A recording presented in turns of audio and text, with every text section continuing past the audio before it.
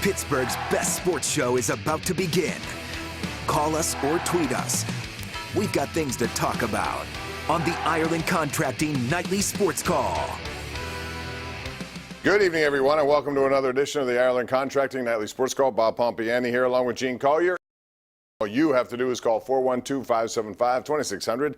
That is the number to call. Put you in touch with us. You can also tweet us at KDPomp at Gene Collier. And we had some games today to talk about. But before I do that, we have to talk about the pressing question regarding the Steelers. It's the only question at this point that everybody's talking about, and that is, who is the starting quarterback this week against Cleveland? Mike Tomlin did not reveal it yesterday, said he might know, but he's not going to reveal it to anyone there yesterday. He also thought that the time had come to remove Mason Rudolph from a game because he was ineffective, and I don't think anyone argued with that, including Mason Rudolph. And Devlin Hodges came in and has done pretty much what he did the other two times he had to come into games. That is, play well, didn't make mistakes, and he certainly did not look like the stage was too big for him to operate. So Gene Collier, outstanding columnist with the Post-Gazette, is here. Gene therapy. I think a lot of people out there in television land need some gene therapy right now, Gene, after what they saw yesterday and how it all went down. So who's your pick? I like Hodges, and I'll tell you why in a second. What about you? Okay, I think it'll be whoever Mike Tomlin is more comfortable with. I would go with Rudolph because I just think they have more invested in him, and I think he is more invested in the offense. I think he's been around it longer, better. I would be surprised to see him not start. The other reason for that, Bob, in my view, is that even though Rudolph was terrible, Hodges wasn't any better. He made one throw.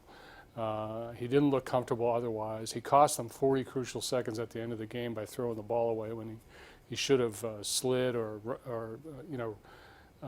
just gone to the ground.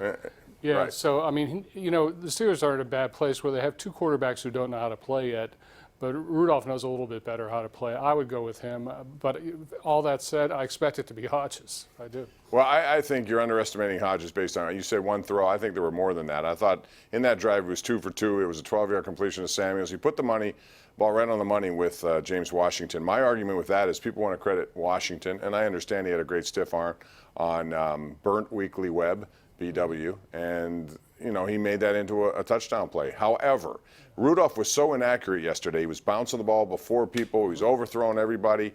The throw that resulted in the interception by Sean Williams there was nobody there but Cincinnati players.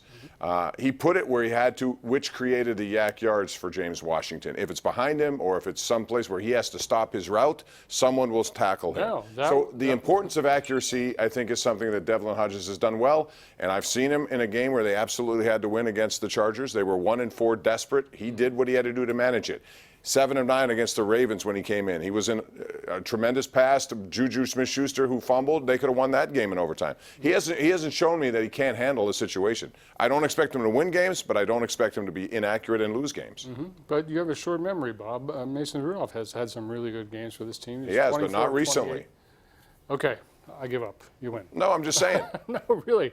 I mean, this is these shows are built for this question. The quarterback controversy that isn't really a controversy, but we'll do our darndest to make it one. Well, let me ask you this then. Do you think the turbulent week that he had last week affected him in terms of his focus, preparation, whatever? I think it may have, and I think that gives him a potential advantage going against the Browns. He really has something to prove there, talking about Mason Rudolph. And, to whatever extent you agree in that, you believe in that kind of intangible, he might have it this week. Do you expect Mike Tomlin to reveal it tomorrow? It's his press conference, which you'll see on CW. I do. Yeah. You do? How about if he doesn't? How about if he just kind of plays it a little bit? Well, good. We'll talk about it again tomorrow night. Yes, we will. How do you feel out there? I know if I asked you to vote, it'll be a landslide because everybody loves the backup quarterback. But Mason Rudolph might also be served well by being a backup himself. Let's say he goes with Hodges, and let's say Hodges struggles. All of a sudden, Rudolph comes in, and it's a different dynamic, at least for him. So, to me, this is week to week. This by no means makes me think that Mason Rudolph can't be successful in the NFL. I still like a lot of what he's done, and this is his first real rodeo. Well, so to me, that's another reason to start Rudolph. I mean, Hodges has shown that he can come in and give you a spark. That's something Rudolph hasn't shown. Well, maybe he can if he's called upon. I think it's an interesting dilemma to be in.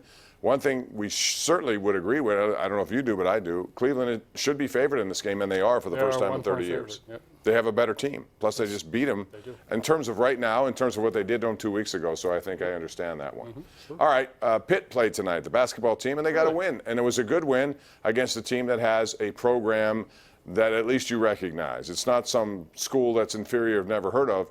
It was instead Kansas State, and they won 63-59. It was kind of sloppy, but I think Jeff Capel's young team needs wins against nice programs, and this is a nice program. Yeah, no, that's a quality win, as they say in basketball. All right, it's not a signature win, but it's a quality win.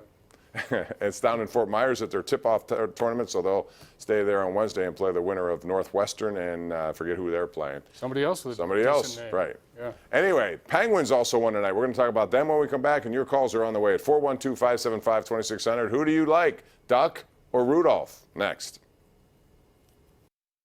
The Ireland Contracting Nightly Sports Call is brought to you by Ireland Contracting, celebrating 25 years as Pittsburgh's #1 home exterior expert in roofing, siding, windows, and gutters, where honesty and integrity still matter.